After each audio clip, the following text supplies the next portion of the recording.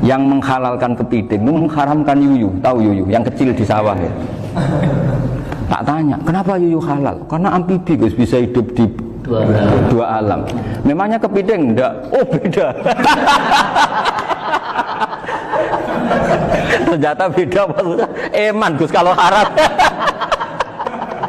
Eman kan kalau yuyu haram kan nggak ngefek kan, kecil ini mufti kok. Oh udah kadang halal, udah kadang makan selama ini. Iya selama ini udah kadang makan itu. Makanya banyak kiai yang mengharamkan kepiting sebetulnya, tapi minoritas kan. Minoritas. Tapi yang mengharamkan yuyu mayoritas, wong kecil aja. Jadi kita ribet ikut siapa? Gitu. Kata siapa ahli fikih gak mikir untung rugi. Makanya saya ini bingung, jadi saya ini kan kiai ya, kiai betul, susah kadang jadi kiai. Sebagian guru saya itu mengharamkan kepiting. Nah kalau kayak dolan di daerah Yono Mas Nafis, daerah itu penghormatan tertinggi santri itu kalau nyugoi kiainya kepiting, karena itu makanan termahal. Bingung kan dia? Mau tidak makan itu kayaknya dipersiapkan betul Pak Ribun. Udah ada effort ya. Warna nyari yang mahal kan. Mau makan itu sebagian guru kita mengharamkan. Akhirnya ya ada darurat tadi. Makan sekadarnya. Kalau saya habis 3 pasti israf. Kalau habis 1 prosedur hormat yang nyugui. Itu susahnya jadi kiai. Kalau kamu kan tidak kiai, mumpung gratis. Enaknya gak jadi kiai kan itu Mas. Pertimbangannya mumpung gratis. Sudah gitu masih mun dibutuh mawon, makai dibutuh mawon. Oh, digawatenan. Tapi sebetulnya ada sisi naif dari yang bilang halal tadi. Ketika yang bilang halal, naif itu versinya, tapi ya nggak apa-apa, semoga dimaafkan Allah. Naifnya tadi, tapi saya tidak tapi itu masalah khilafiyah ya. Semoga yang mengatakan halal juga benar, karena punya perhitungan iman tadi. Tapi yang bilang halal itu tak tanya, yuyu itu halal apa haram? Lucunya jawab haram semua. Yuyu bahasa Indonesia nggak ada kayaknya. Nggak tahu juga saya apa. Teman-teman paham tapi yuyu yang kecil itu. Itu kalau diharamkan nggak ada yang protes ya? Nggak ada. Tapi kalau kepiting? Ini pakai model apa? Coba Pak Wafa, kalau alasannya amfibi, yuyu sama kepiting sama enggak? Kalau alasannya amfibi, hidup di 2 alam. Sama-sama. Kenapa kepiting jadi halal? Besar. Lebih bernilai. Ini juga mufti model baru. Mungkin muftinya menghalalkan itu. Iya makanya itu. Kan jadi kayak tadi ayam jago tadi orangnya tak tanya akhirnya. Andekan yang kecelakaan itu ayam kecil. Kamu tanya saya enggak? Ya enggak, terus langsung tak buang. Kan langsung dibuang. Berhubung ayam besar. Eman kan. Tapi nurani aja sebetulnya protes. Nyembelih wis kleket-kleket wis. Kadang kan wis apa kejet-kejet itu sudah tunggu SOP cara Pak. Ya tapi apapun itu ini ilmu harus didengar ya supaya sampean tahu ya, ada hayat mustaqirrah, ada hayat mustamirrah, ada hayat ittirariyah, paling enggak kita ngerti lah. Karena nanti di bab B ya nyun sewu di bab apa B itu ya nanti nggak sahnya karena apa? Tidak mutamawal. Misalnya saya punya utang sama Pak Arifin ayam jago, tak bayar dengan jago yang mengalami kehidupan sudah seperti itu kan tidak sah. Meskipun itu hidup tapi sudah tidak hayat yang mustamirrah, tidak normal. Jadi ilmu itu apapun tidak cocok kita karena beda mazhab misalnya, tetap sebagai apa? Ilmu. Jadi jangan pernah anti ilmu meskipun kita tidak cocok. Dulu saya itu heran sama Abu Hanifah karena membolehkan merujuk wakaf. Wakaf itu kan nggak boleh ditarik kembali dalam mazhab Syafi'i dan hampir semua ulama bilang gitu. Tapi kalau kata Abu Hanifah, jika nazir yang nerima itu tidak sesuai rencana kita, keinginan kita, itu boleh narik kembali. Fa innal waqfa atiyatun makhdah, kata beliau. Wakaf itu ya pemberian normal saja.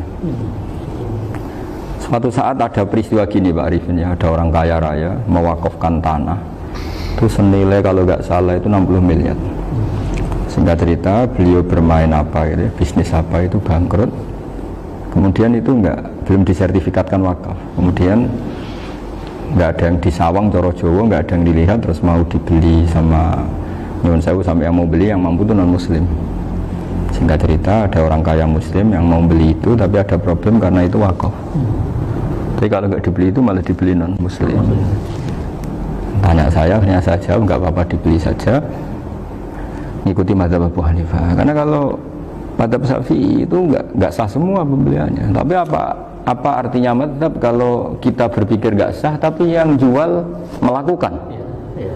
Nah itu yang nggak dipikirkan oleh orang-orang fikih yang di Menara Gading. Apa gunanya kita bilang nggak sah, tapi yang punya tanah tadi tetap menjual, karena tidak mengindahkan hukum itu. Mau apa coba?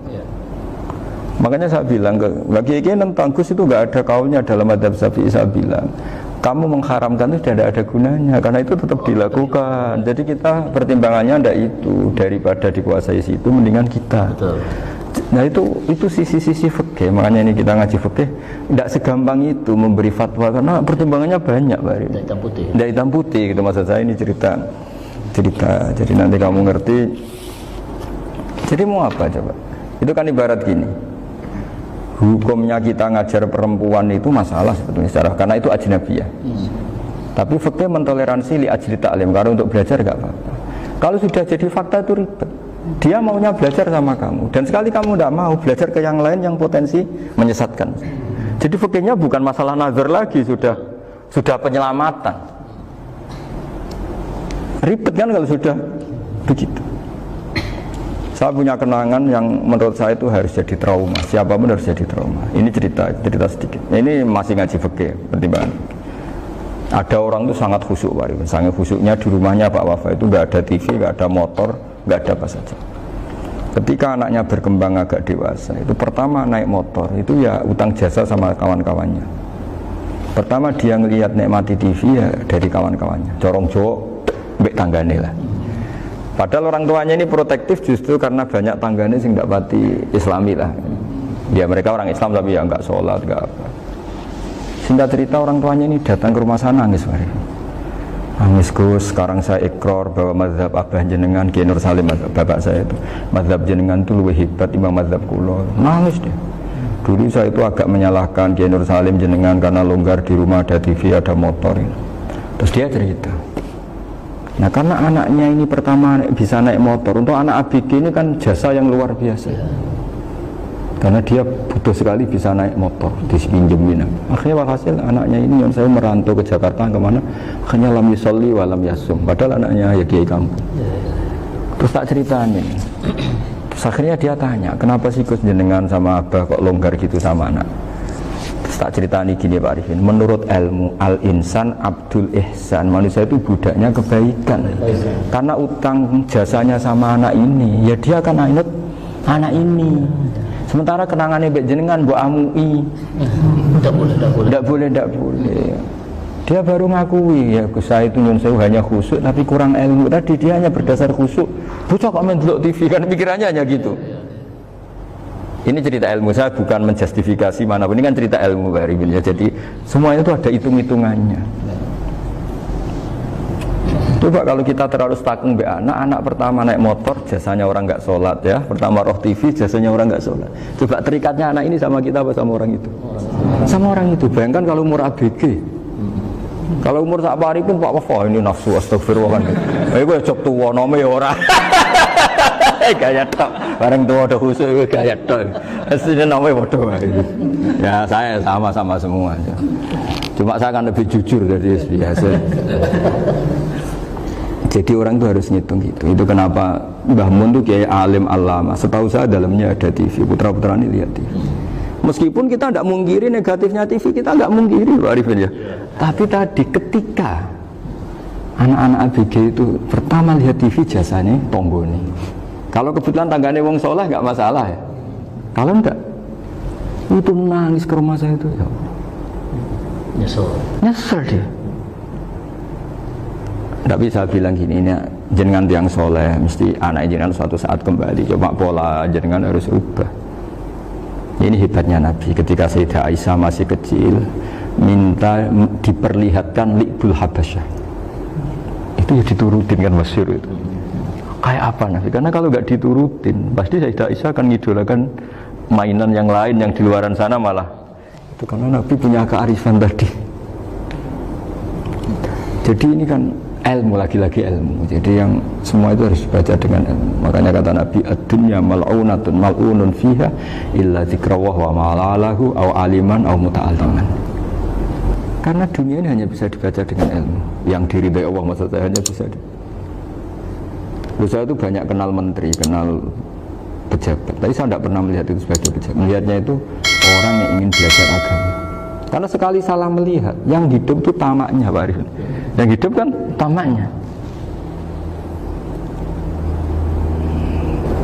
Saya kenal orang kaya kok melihat kayanya, yang hidup itu tamaknya, ingin dapat ini, dapat. Tapi kalau melihat itu sebagai hamba Allah yang ingin belajar, insya Allah kita selamat dari tamak. Meskipun kita ya manusia tidak sempurna.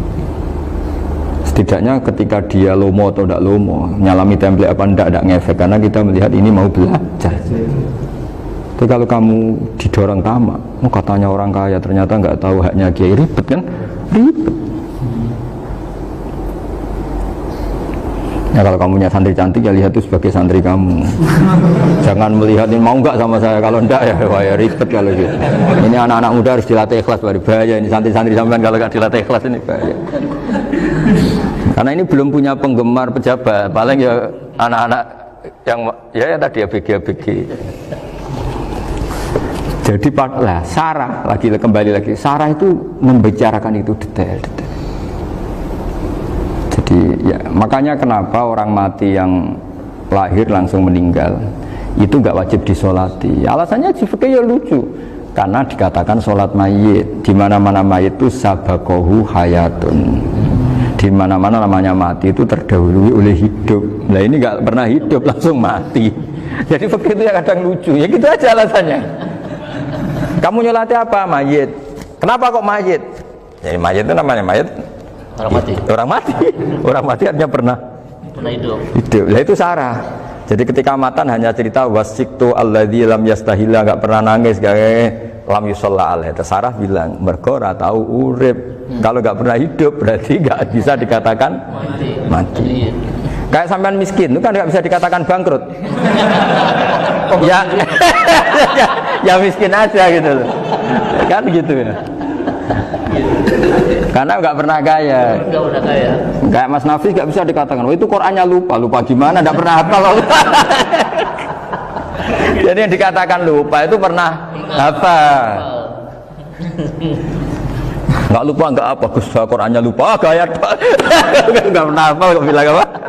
Lupa gitu. Nggak boleh Pak Wafa bilang saya ini bangkrut apa? Nggak pernah kaya kok bangkrut. Jadi semua itu ada aturannya itu. Nah itu Sarah, lagi-lagi Sarah. Jadi bahkan banyak yang syarhun ala syarhin. Jadi kayak kitab takrib itu disarai Fathul Qorib. Jadi Fathul Qorib itu sudah Sarah.